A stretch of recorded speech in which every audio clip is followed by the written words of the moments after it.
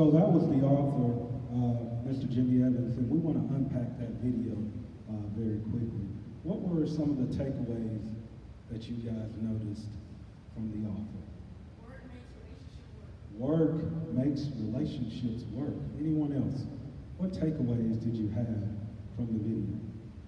Work makes what? Interactive conference. That means we're gonna need some participation. But work makes things work. One of the most important things that I took from it was the fact that he used Genesis 2:24. For this cause a man shall leave his father and his mother and cleave to his wife. And the two shall become one. The two shall become one. I don't know about you guys, because I went to Muskogee County Schools, but 1 plus 1 equals, y'all went to Muskogee County School? They got Muskogee County Schools in Jamaica. But 1 plus 1 equals 2. That's the way I've been taught to view it. So I know I'm not slow, so I know that 1 plus 1 equals 2 until we're talking about the mathematics of marriage. The mathematics of marriage doesn't quite work that way. When most people see Marcelto as crazy and as goofy as he is, they see Marcelto, Twyla's husband. And when they see Twyla, they see Twyla, Marcelto's wife. They see the individuals. So therefore, if I can get these individuals in separate places, kind of like what Satan did with Adam and Eve, if I can get them in separate places, I can divide them. I can conquer them. I can convince them that this thing isn't actually what they think it is. But that's because of our, thank you, Shu, that's because of our confusion on how marital math works. Marital math works more like this.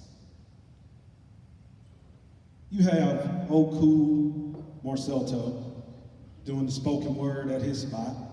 And he's doing his spoken word, and this beautiful, vivacious flower just walks in, and it's like, wow, I need to make her mine.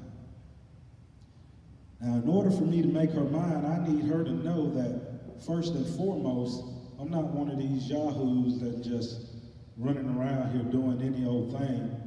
I'm a spiritual man. I'm a man of God. So I need to be able to show her that there's some God in me. There's some God in me. My spirit is right. My spirit is good. And I want to be able to grow with her and give her some of what I have in me. So when it says that the two shall become one, getting married here, I want somebody to tell me, if I were to bring this out in the audience, how many of you think that you could separate my glass from my wife's glass? How many?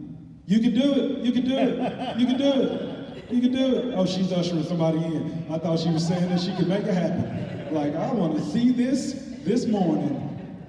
But there's no way to separate this glass from this glass once we come together in union as one spirit under God, one couple in God.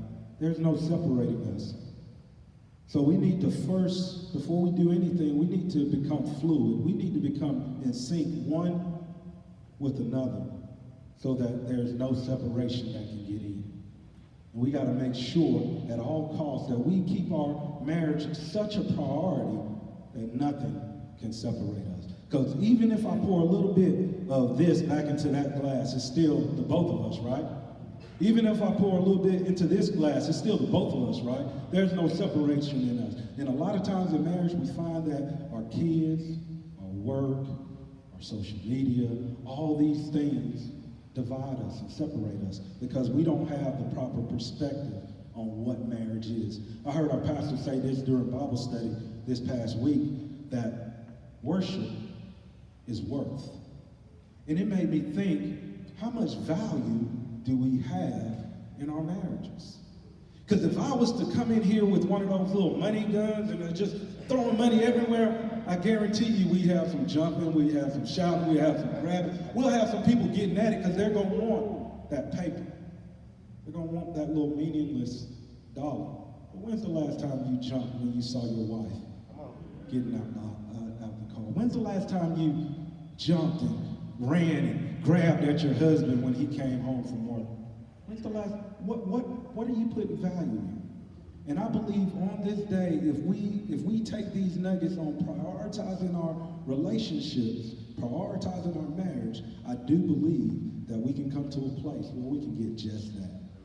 We can get just that. We can move forward in such a way that we become fluid, that we're paying close attention to what God desires for us to become in relationships. The author used the word nabak, the Hebrew word nabak, which means clean, stick, stay together, clean. That's what he desires for our marriage. Did you know that the most important human relationship you'll have in this life is the one you have with your spouse? Did you know that? God preordained this to be the most important relationship you have. And he did that with purpose. And when I was going through this, it made me think about a story that I've always loved from the 1968 Olympics.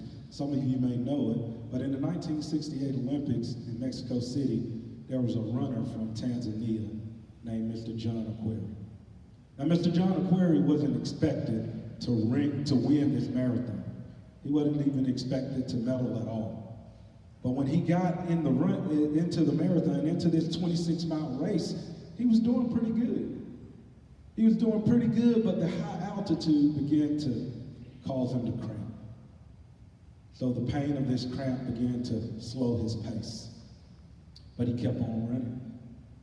But then a melee happened where all these athletes were jockeying for position, and he got caught up in the melee and knocked to the ground and gashed open his knee and dislocated his knee. Then his shoulder is shoved into the pavement.